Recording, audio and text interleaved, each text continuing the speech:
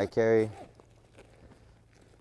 about 2 sand splints used for fractures to stabilize any broken bones of that sort. I carry tape. Tape works real good for everything. All right, so this right here is a chest seal.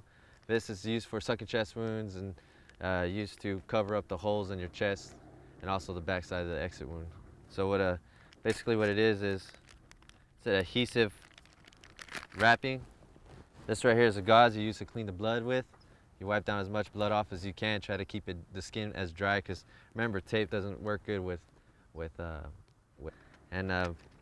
make sure there's a complete seal. There's a one-way valve where the air is allowed to escape but not go in, and that's how you treat the sucking chest wound with this right here. And there's also keep a secondary one. Keep the secondary one for the exit wound. And I keep the tourniquets right here. And I keep minor medication in there for the national locals.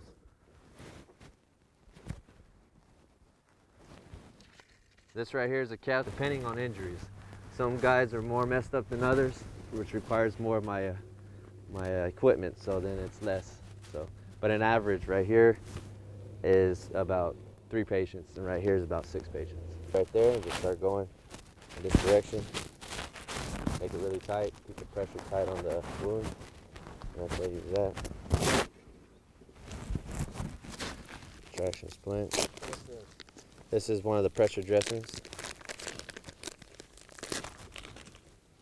You just apply this right here on the wound. Covers. There's your arteries. You last maybe 2 to 4 minutes if you bleed out completely. This right here is your sand splint. Use a sand splint to mobilize fractures, broken bones. Also, you can use this as a C collar if you form it right.